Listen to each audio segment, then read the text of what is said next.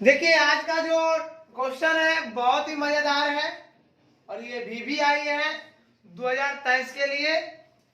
देखिए क्वेश्चन है, उस त्रिभुज के शीर्षों के निर्देशांक ज्ञात करें जिसकी भुजाओं के मध्य बिंदु के निर्देशांक 3 3 1 4 2 1। 3 3 कहने का मतलब x का मान 3 है और y का मान भी 3 है।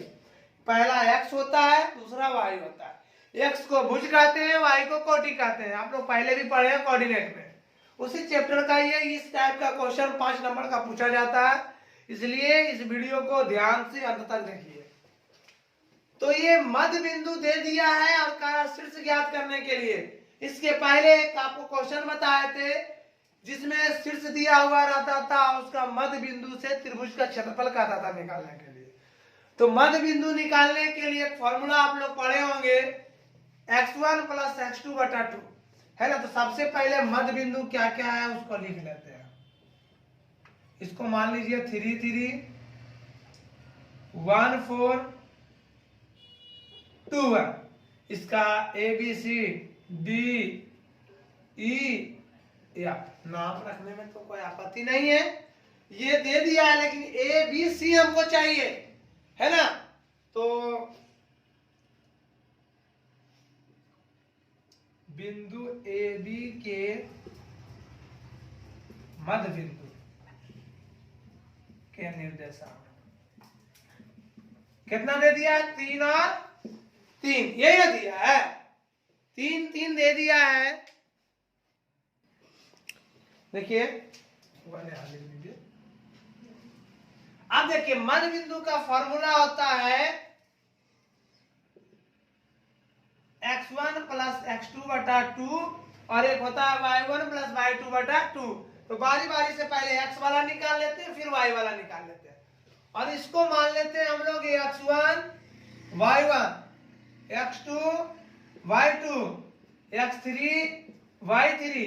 यानी x1 और y1 का जो मान आएगा एक a निर्देशांक का हो जाएगा और x2 y2 तो b का और x3 y3 तो c का। ठीक है, तो चलिए इसके जगह पे हम लोग रखते हैं, x के जगह क्या रखेंगे? 3। x1 + x2/2 यानी x1 + x2 3 दूनी 6। समीकरण क्या हो गया? फर्स्ट इसका निकल गया। अब निकालेंगे बिंदु BC के लिए। अब उतना क्या लिखेंगे? चलिए B और C, तो ये हो जाएगा x2 + x3/2 बराबर, इसके लिए दिया हुआ है कितना? x वाला 2 है। पहला बताया x रहता, दूसरा क्या रहता? y। तो यहाँ पे हो जाएगा क्या? 2 क्रॉस मल्टीप्लीकेशन x2 + x3 = 4। ये समीकरण क्या हो जाएगा? सेकेंड। फिर बिंदु किसके लिए लेंगे? AC के लिए। ठीक है, तो AC के लिए लेंगे ना, तो x1 + x3/2 यानी इसका मान कितना दिया हुआ? 1 ना। तो x1 + x3 = 2 × 1, ये हो जाएगा 3। ठीक है, यहां तक में कोई आपत्ति? जिस टाइप से, है ना, जिस टाइप से हम लोग निकाले हैं x का वैल्यू, उसी टाइप से y वाला निकालेंगे। आप चाहते तो यहाँ भी निकाल सकते थे, ठीक है ना। चलिए अलग अलग निकाल लेते हैं, फिर पुनः लिखना पड़ेगा AB के लिए। या शॉर्ट में चाहते हैं तो x का निकालिए, तो इसी के बगल में y का भी निकाल लीजिएगा, तो फिर ये दोबारा नहीं लिखना पड़ेगा। समझ गए? चलिए ये दोनों के y के लिए निकालते हैं। तो y1 + y2 संयोग से 3 है यहाँ पर भी, है ना, ये 3 है ना। तो y1 + y2 = 6, समीकरण हो जाएगा 4। फिर BC के लिए निकालेंगे, तो BC के लिए हो जाएगा y2 + y3 अब बटे 2 नीचे में होगा ना, यहाँ 1 है, 2 × 1 तो डायरेक्ट, चलो ना डायरेक्ट नहीं करते हैं, फिर परेशान आप लोग हो जाइएगा। समीकरण क्या हो गया? 4। फिर करेंगे किसके लिए? AC के लिए, है ना। AC के लिए करेंगे तो हो जाएगा x1 सॉरी y के लिए ले रहे हैं ना, y1 प्लस y3 बटा 2। अब देखो y वाला का क्या है, यहाँ पे 4 है ना, तो यहाँ 4 ले लेंगे। y1 plus y3 equal to है समीकरण 6। 6 को समीकरण हो गया। अब आपको देखना है कि कौन कौन समीकरण को किसके साथ ऐड करेंगे तो मेरा आंसर आ जाएगा। तो ध्यान से देखिए आप, देखिए अब इसको जो है हम लोग सॉल्व करते हैं। समीकरण फर्स्ट और समीकरण सेकेंड तथा थर्ड को जोड़ने पर देखिए 3 को समीकरण है, तो x1 plus x2 plus x2 plus x3 plus x1 plus x3 बराबर, देखो LHS को LHS के साथ RHS में क्या है, यहाँ पर 6 है प्लस कितना है 4 है प्लस कितना है 2 है। चलिए इसको जोड़िए, x कितना 2x1 2x2 2x3 बराबर 6 4 10 2 12। ठीक है, 2 कॉमन निकाल दीजिए, तो x1 plus x2 plus x3 बराबर कितना 12। इसको काट दीजिए, 6 दूनी x1 plus x2 plus x3 बराबर 6। अब याद कीजिए x1 प्लस x2 का मान कहीं लिखा होगा, x1 प्लस x2 का मान कितना है 6, तो ये दोनों के जगह 6 बैठा सकते हैं। 6 प्लस x3 बराबर कितना 6, तो x3 बराबर कितना हो गया 6 माइनस 6, यानी x3 का मान कितना आ गया। अब देखिए हमारा धीरे धीरे काम होना शुरू हो गया। जब x3 का मान आ गया 3, तो इसको कोई समीकरण मान सकते हैं। ये तो समीकरण आपका कितना था, सब जोड़े तो मान लीजिए समीकरण 7 मान सकते हैं।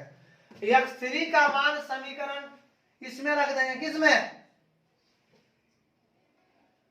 x3 का ये है, देखो यहाँ है x3 का मान, यहाँ पे घेर के लिख लीजिए x3 का मान समीकरण सेकेंड में रख देते हैं। क्या समीकरण सेकेंड में रखने पर समीकरण सेकेंड है x2 प्लस x3 बराबर कितना है 4, तो x3 जहां है वहां पे हम लोग क्या बैठा देंगे 0 बराबर 4, यानी x2 का भी मान कितना निकल गया 4, x3 निकल गया x2 निकल गया।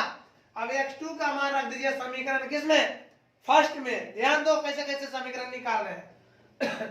x2 का मान समीकरण थर्ड में रखने पर, समीकरण थर्ड है x2 का मान समीकरण फर्स्ट में होगा, फर्स्ट में ना यहाँ है, तो x1 प्लस x2 बराबर 6, तो x1 बराबर 6, ये प्लस उधर जाएगा तो क्या हो जाएगा माइनस, और x2 का मान कितना दिया हुआ 4, तो 4 हो जाएगा, यानी x1 का मान कितना आ गया 2। x1 x2 x3 का मान निकल गया। अब किसका निकालेंगे y1 y2 और y3 का मान। यहां तक देखिए, देखिए x1 x2 x3 का वैल्यू निकल गया, y1 y2 और y3 का वैल्यू निकालना है, तो लिखेंगे समीकरण 4 5 तथा 6 को जोड़ने पर, जिस टाइप से x वाला किया ना बउआ उसी टाइप से, तो देखिए y1 plus y2 y2 plus y3 y1 plus y3 बराबर 6 2 8, 2y1 2y2 2y3 बराबर 8 8 कितना हो गया 16, y1 plus y2 plus y3 बराबर 8। इस समीकरण 6 मान लीजिए, जो मानना है हमारे। y1 प्लस y2 का मान कितना दिया हुआ 6, ये दोनों का मान 6 है, तो y बराबर 8, ये प्लस होने जाएगा तो माइनस, तो y बराबर कितना आ गया 2। जब y3 बराबर 2 आ गया, ठीक है, y3 का मान जब 2 आ गया तो यहां बैठा दीजिए इसमें y 3 का मान समीकरण 5 में रखने पर, समीकरण 5 है y2 प्लस y3 बराबर 2, तो y2 प्लस 2 बराबर 2, तो y2 का मान 2 प्लस बन गया, तो y2 बराबर कितना आ गया 0। अब किसका मान रखेंगे y1 और सॉरी y2 y3 आ गया। अब यहां रख दीजिए y3 का मान समीकरण 6 में रखने पर, समीकरण 6 में y3 का मान कितना है 2 ना, तो y1 बराबर आ जाएगा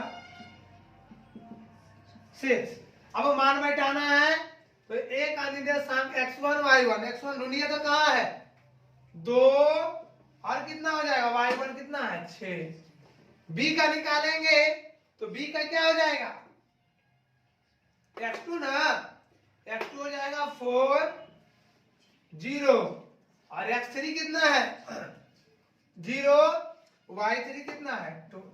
तो लिखेंगे क्या मांगा था त्रिभुज के शीर्षों का निर्देशांक, लिखेंगे त्रिभुज के